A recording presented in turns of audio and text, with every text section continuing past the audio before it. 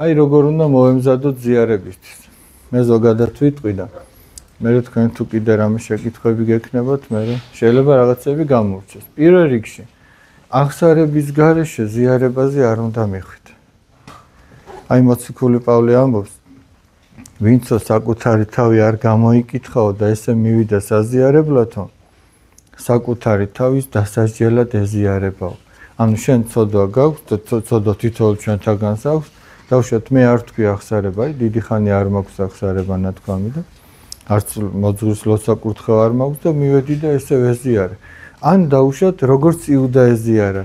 იუდას გადაწყვეტილი ჰქონდა რომ უფალი გაეცა 30 ვერცხლად, ანუ ეს გადაწყვეტილება მიღებულია და მაინც ეზიარებ. ანუ ჩვენ შემთხვევაში იცი რას გავს? აი დავუშვათ ვიღაცამ რაღაც გაწყენინა. შენ გადაწყვეტილი გაქვს რომ სამაგიერო გადაუხადო და აი ასეთი განწყობით მიდიხარ და ეზიარებ. ეგ არაფრით არ შეიძლება. და იქ წერია რომ იუდა რო ეზიარა, ეშმაკი შევიდა მასში. არადი ჩვენ ვიცით რომ ქრისტეს სისხლი და ხორცი მაცხოვნებელია, ჩვენი განმაღვრთობელია. ადამიანი უნდა განიღმრთოს. უფალი შემოდის ჩვენში და ჩვენ ხვდებით ტაძარი სულისაწმინდის. მაგრამ ეს მაშინ, როდესაც ჩვენ ვეზიარებით, ჯერ უნდათ, აი შეძლების დაგვარად მომზადებულად და რა ითვლება ახლა ამ მომზადებაში მაგას ვამბობ ზუსტად. რომ აღსარება თქვა. აღსარება როგორც წინაზეც თქვი, ისე კი არა რომ ესე იგი მოძღვარს რო ნახავ დავუშვათ დადგა ორშაბათი დღე, თქვენ ხო ძირითადად ორშაბათს ამბობთ აღსარებას. და დავუშვათ მოვიდა საკვირაო სკოლის დღე და ვიღაცას ეუბნები, მოდი ბლოკნოტიდან ფურცელი ავამიხე, მეორეს ეუბნები, შენ კალავი მოთხოვე და დგები და რაღაცას წერ აღსარებას. ეს თავის მოტყუებაა და მეტი არაფერი. ეგ არ არის ბავშვებო აღსარება. ეგ არის თითქოს შენ გინდა რომ საშვი აიღო რომ აი ზიარებაზე დაგიშვან. ეგ არასწორია. აღსარება იცი რა არის? როდესაც შენ მთელი კვირის განმავლობაში აკვირდები შენს თავს, ეხლა რა მოხდა? ეხლა ვისთან როგორ ვისაუბრე, ვიზე რა გავიფიქრე, რა როგორ მოვიმოქმედე, იქნებ დამეზარა რამე, იქნებ შემშურდა რამე, იქნებ რაღაცა დამენანა და ასე შემდეგ და შენ მთელი დღისა რო იცი რა მოხდა, მე მეორე დღისა, მე მესამე დღისა და ამ ყველაფერს შენს თავს კონტროლს უკეთებ, ესე იგი რა სულიერ მდგომარეობაში იმყოფები. ისე კი არა ზედაპირულად აქ მოხვიდე და ორი რაღაცა მიჯღაბნო რომ მე მოხვიდე და აჰა გითხრა რომ წადიკი ბატონო ეზიარე. თავი არ მოიტყვა. შეიძლება ადამიანი წლები ეზიარებოდეს, მაგრამ ის არ იცვლებოდეს. ერთი და იგივე იყოს. და როდის არ შეიძლება, იცით? როდესაც ესე ზედაპირულად უყურებს თავის თავს და შემოქმედებითად არ უდგება. მაშინ არ იცვლება ადამიანი. ეზიარება 10 წელი, 20 წელი, მაგრამ ადამიანი ერთ ადგილზეა გაყინული. მეორე, რაც აუცილებლად არის შესაძლებელი, ეს არის მარხვა. ოღონდ ეხლა გააჩნია რა თქმა უნდა ადამიანის ასაკს. ეხლა 8 წლის ბავშვი და 15 წლის ბავშვი ერთნაირად ვერ იმარხულებს თავის ცხადია რა. 15-ისა და 30-ისა ერთნაირად ვერ იმარხულებს. ყველას თავისი შესაბამისი წესი აქვს ამ მარხვისა. მაგრამ მარხვა ყველა შემთხვევაში არის აუცილებელი. ეხლა დავუშვათ ადამიანი იტყვის აი მოდი 8 წლის ბავშვმა როგორ უნდა იმარხულოს. საკვებით მარხვა მას რა თქმა უნდა არ ეკუთვნის, რომც არ იმარხულოს, ამით არაფერს არ დააშავებს. თუმცა არიან 8 წლის ბავშვები, 7 წლის ბავშვები, რომელიც თავისი გადაწყვეტილებით, იმ დოზით, რაც მათ ეკუთვნით, მარხულობენ. აი, მაგალითად, რაღაცა ტკბილეულისგან თავი შეიკავოს. შეიძლება ხორცისგანაც შეიკავოს რაღაცა. ხა მე არ ვამბობ, შობის მარხვა შეინახოს, აღდგომის მარხვა შეინახოს. შეიძლება ოთხშაბათი პარასკევი შეინახოს. კიდევ ერთხელ ვიტყვი, არაერთხელ ნათქვამს. შეიძლება იმ ოთხშაბათს და პარასკევს სულაც ტელეფონისგან შეიკავოს, ანუ რაც უყვარს. და მით უმეტეს რაც აზიანებს. ეხლა ხორცის ჭამა ადამიანს არ აზიანებს. მაგრამ მაინც იკავებს თავს გესმის და ის ტელეფონი ნამდვილად ვიცით რომ აზიანებს. თან იმ დოზით, რა დოზითაც ჩვენ რო თავით გადავეშვებით ხოლმე. თორე რო აიღო და დარეკო და მოიკითხო კაცი ეგ არ გაზიანებს. მაგრამ იქიდან რომ 1 საათი და 2 საათი თავს არ ამოყოფ, ეგ ნამდვილად დაგაზიანებს. ამიტომ იმ დოზით მარხვა უნდა შეინახო. ეხლა არის ხოლმე ესეთი შემთხვევა, რომ ადამიანი სადმე სტუმრად მოხვდება. აი თქვენ დავუშვათ მორწმუნე ბავშვები ხართ და სადღაც სტუმრად მოხვდი ერთი დღით დავუშვათ თუ 4 შაბათიან პარასკევია, 2 დღით თუ 5 დღით თუ ასე შემდეგ. ახლა შენ დგები არჩევანის წინაშე, დავუშვათ შენ იქ არავინ არ გაგითვალისწინა, არაფერი არ არის ისეთი სამარხო. აი ვამბობ 13, 14, 17 წლის ბავშვი დავუშვათ, არაფერი არ დახვდა შენ იქ სამარხო. ახლა არჩევანის წინაშე დგები, რა გააკეთო? რა უნდა გააკეთო თქვენი აზრით? უნდა შეჭამო იმის გამო, რომ აბა მშიერი ხო არ ვიქნები? და შემთხვევით ხო ამ წუთის სოფელში არაფერი არ ხდება. და რომ მოითმინო ერთი დღე და არ შეჭამო, სულაც დაუშვათ. განა ისეთი რას უფრო უნდა იყოს, რომ არაფერი არ იყოს სამარხო. გესმით? ყური ხოა სამარხო. კიტრი ხოა თუ პამიდორი სამარხო, თუ მწვანილი. და მოითმინე ქრისტეს სიყვარულისთვის და არ შეჭამო. ამით კი არ მოკვდები. პირიქით, იქნება ზუსტად უფალმა შეგატყო, რომ შენ ახლა გამოცდაზე უნდა გაეყვანე. შემთხვევით კი არ აღმოჩნდი იმ გარემოში, სადაც აღმოჩნდი. არამედ აი შენ რომ გამეცადინა უფალმა, გამეცადინა, ახლა გაგიყვანა გამოცდაზე. აბა გიყურებს, როგორ ჩააბარებ. თუმცა მანიცის როგორ ჩააბარებ. მაგრამ ეს შენ უნდა დაინახო, აბა შენი თავი რო დიდი კიტრი გონია, აბა ჩააბარე თუ ვერ ჩააბარე. გესმით? იქ უნდა ერთგულება გამოიჩინო. მაგრამ ზოგ შემთხვევაში ჩვენ ერთგულებას ვერ ვიჩენთ და სხვები როგორც იქცევიან დაუშვათ, ისე გავტეხავთ მარხვას, ისე შევჭამთ. თუმცა ამაში სიხარული და ბედნიერება ნამდვილად არ არის. ყოველ შემთხვევაში მარხვის გარეშე ადამიანი არ უნდა მივიდეს ზიარებას. ეხლა მე არ ვამბობ 3-4 წლის ბავშვი, 3 წლის ბავშვიც კი უზმო უნდა მივიდეს. ახლა 2 წლამდე შეიძლება რომ ნაჭამე მივიდეს, მაგრამ აი უკვე ცოტა შემდეგ უზმოთ უნდა, ანუ იმანაც რაღაცა თავშეკავება უნდა გასწიოს, გესმით? დილით რო გაიღვიძა, უნდა თავი შეიკავოს, უნდა აუხსნას მშობელმა, რომ აი რაღაც თავშეკავებით მივიდეს. არ შეიძლება რომ ყველაფერი გააუბრალო, ესე იგი. ჩვენ ამაზე ძვირფასი არაფერი არ გვაქვს. ქრისტიანებს ქრისტეზე ძვირფასი არავინ არ გვყავს. ქრისტეს სისხლსა და ხორცზე ძვირფასი და მოსაფრთხილებელი განა იმიტომ რომ მას ჭირდება მოფრთხილება. მოფრთხილება ჭირდება ჩვენს მისადმი დამოკიდებულებას. აი ამას ჭირდება მოფრთხილება, თორე ჩვენ უფალს ვერაფერს ვერ ვავნებთ. გესმით? აი მაგალითისთვის ვიტყვი. ხო ყოფილა რომ აი მაგალითად ჩვენი მახჩოველა დათო სად არის? სად წავიდა აქ არის ხო? ისე შეიხრუკა ზღვაზე რო ყავდნენ გამარჯვებულები რომ მთელი დღე კნაოდა მე. მზესთან არასწორი დამოკიდებულების გამო. გესმით? მაგრამ მეორე მხრივ ვიღაცა შეიძლება სცივა, იმიტომ რომ მზეს ვერ ხედავს. სწორი ბალანსი უნდა დაიჭირო ღვთის მადლთან. არ ძალიან უნდა გაუთამამდე, როგორც ჩვენი მახჩოველა და არ ძალიან უნდა მოერიდო, რომ არ შექცივდეს, გესმით? აი სწორად უნდა დაიცვა ეს ბალანსი. თუ გინდა რომ ყველაფერი კარგად მიმდინარეობდეს. ხო და ისე რომ აი მარხვა, კიდევ რა? ზიარების წინა და შემდგომი ლოცა. ხო, იმ ბავშვებს ვიზედაც მე ვამბობდი, თორმე არც ეს ლოცა არ ქონდათ საკითხი.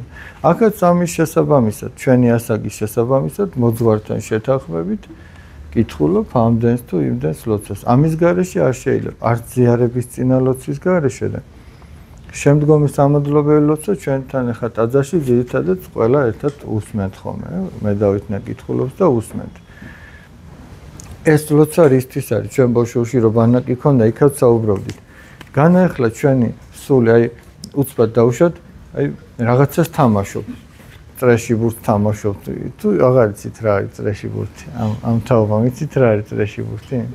ხო იცით, რეზინობანა, იცით გაგო. ხო და დავუშვათ თამაშობ და ახლა უცბად წახვედი და უნდა ეზიარო. შენ არა გაქვს განწყობა ქრისტესთან ესე შეხვედრის. არა გაქვს განწყობა, შენ ერთობ. ამიტომ ეს განწყობა რო შეიქმნას ჩვენში, ეს მოგზალება, ეს რატო გამორთით? მაგიტო იწალეთ ამდენი რომ ეს გამოგერთოთ. მეთქი პირიქით უნდა უფრო მეტად აამუშავოთ. ჩართით. ესე იგი, განწყობა რომ შეიქმნას ჩვენში სწორი დამოკიდებულება უფალთან მიახლებისა, ამიტომაც ჩვენ ლოცულობთ და მე სამადლობას ვამბობთ. აი ამ მადლიერების გარეშე ადამიანი იღუპება. მადლიერების, აი მადლიერი რო არ არის ადამიანი. დავუშვათ ვიღაცამ ქადა მოგიტეხა. და შენ ჩათვალე რომ ამას ისედაც ესე უნდა ეკნა. თან ცოტა დაბღვერილიც ხარ, რა ცოტა მომიტეხა, მეტი უნდა მოეტეხა. გესმის? ეგ უმადურობა, ეგ არ ვარ. ცოტა მოგიტეხა, თუ ბევრი უნდა თქვა, დიდი მადლობა და თან მადლიერი უნდა იყო, მარტო სიტყვით კი არ გამოხატავდა. ადამიანმა რომ დაგაფასა და რაღაცა პატივი ქცა მოგიტეხა, მადლობა არ უნდა უთხრა. და უფრო მეტი უნდა მაგაზია ლაპარაკი. და ღმერთმა რა გააკეთა ჩვენთვის ჯვარს ეცა. თავისი სისხლი და ხორცი ჩვენ მოგცა რომ ეზიაროთ, რომ ამითი განვიღვრთოთ და გადავრჩეთ და მადლობა არ უნდა უთხრა? მადლობა უნდა უთხრა. აი მაგალითად დღეს რო სახარება წავიკითხეთ, იქ ესეთი რაღაც იყო. უფალმა იესო ქრისტემ 10 კეთროვანი განკურნა. კეთროვანი იცი როგორი ადამიანია, აი ცოცხლად რო ლპება. აი სულ ჩირქიანი მუწუკები აქვს და მთელი სხეული დაფარული აქვს ასე და ლპება და კვდება ესეთი ადამიანი. ძალიან იშვიათი შემთხვევები რომ ესეთი განკურნებული. თან ეს კეთროვანი ადამიანები, ახლა როგორ თქვენ რომ აქედან წახვალ და თქვენს ოჯახში მიხვალთ, თქვენს დაძმას ჩაეხუტებით თუ მშობლებს და ერთად შვიდად დაიძინებთ, ეგრე კი არ ცხოვრობდნენ. განმარტოებით იყო, აი წარმოედგინათ რომ აი თრიალეთის ქედი რომ მაგ წერზე რომ ცალკე საცხოვრებლები ყოფილიყო გაკეთებული და მთელი აი ამ ქალაქის კეთრონები რომ იქ ცალკე ცხოვრობდნენ. მათ თავისი ოჯახებთან ურთიერთობის საშუალება არ ჰქონდათ ესეთი დაავადებით. წარმოედგინეთ რომ უფალმა სიკვდილს გადაარჩინა, თავის ოჯახებს დაუბრუნა. 10 და 10-დან იცი რამდენმა უთხრა მადლობა? 1-მა მხოლოდ. წარმოედგინეთ, აი სიკვდილს გადარჩენილმა 10-მა 10-დან 1-მა უთხრა მადლობა. ისე რომ მადლიერება ეგეთი ადვილიც კი არ არის. 9-მა არ უთხრა. და ჩვენ შორისაც დავაკვირდეთ ხოლმე. არა, ისინი ხორციელად გადარჩნენ, მაგრამ უმადურები რო არიან, ეგ გადარჩენა. უმადურობა არ არის გადარჩენა. მადლიერებაა გადარჩენა. ყველა ადამიანის მიმართ, ვინც შენთვის რაღაცა მცირე სიკეთეს გააკეთებს, მადლიერი უნდა იყო, მშობლის მადლიერი უნდა იყო, დედმამიშვილის, მეზობლის და ღვთისა უპირველეს ყოვლისა. იმიტომაც მადლიერების გარეშე არც ეს არ უნდა მიიღო, არ უნდა ეზიარო, უნდა მადლიერი იყო. შემდეგი ადამიანებთან მშვიდობა. შეიძლება ლოცვაც წაკითხული გაქვს.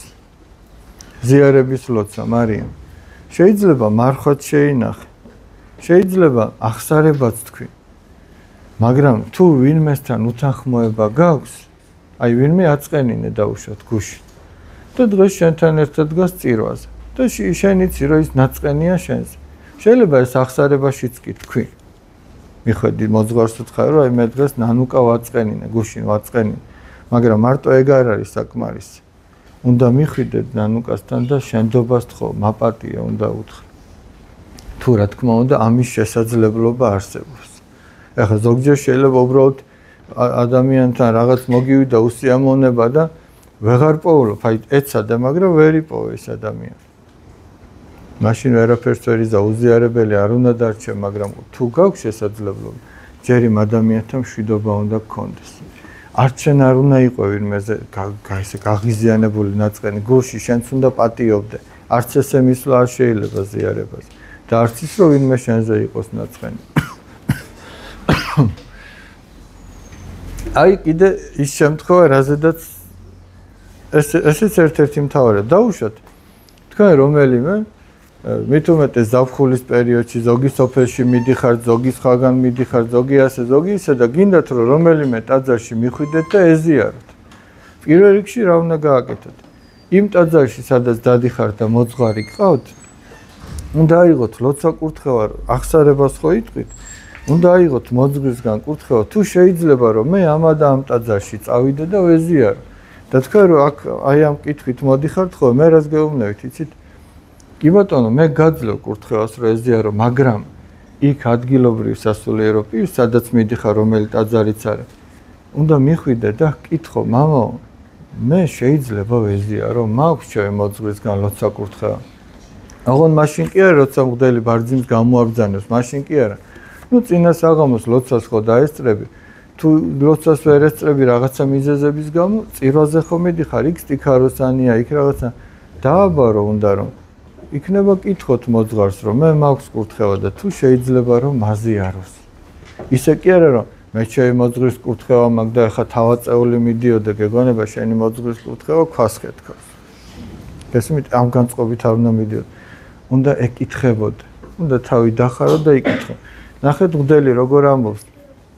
შიშითა ღვთისათა სარწმუნოებით და სიყვარულით მოვედით. ანუ ღვთის შიშით მოდი, რწმენით მოდი. და სიყვარულით მოდი. იქ არ გიწერია თავაწეული მოდი. პირიქით შიშით მოდი. რწმენით მოდი, რომ იცოდე რას ეზიარებ და ასე შემდეგ. ისე რომ აი სხვა დროს ეცადეთ რომ ეს გაითვალისწინოთ ხოლმე. წირვაზე დასწრება. წირვაზე დასწრებას რაც შეეხება. ეხლა მაგალითად 3-4 წლის ბავშვი შეიძლება პირდაპირ ზიარებაზეც კი მიიყვანოს შობელმა. თუმცა ჯობია რომ ცოტა ადრე მიიყვანოს. ისე არა რომ დაუშვათ აი ტაქსი გააჩეროს, გადმოაქანოს ბავშვი არიქა უცბად აზიარო და ისევ ჩასვა იგივე ტაქსში და წავიდა. ეგ არ არის სწორი. სწორი ისაა რომ ის ბავშვი მიიყვანო ტაძარში ცოტა ადრე. რაც უფრო ასაკი მეტია, მით უფრო დიდხანს უნდა ესწრებოდეს ბავშვი. ეხლა მაგას ვერ განსაზღვრავ. ზუსტად ამდენი წლის, ამდენი წუთი უნდა ესწრებოდეს, ვერ იტყვი, იმიტომ რომ ზოგი 8 წლისა უფრო შემძლებელია წირვაზე დასწრებისა, ვიდრე ზოგი 10 წლისა. ხო, გააჩნია. ზოგის ფიზიკური თუ სულიერი მზაობა, სხვა არის ზოგისა, სხვა არის.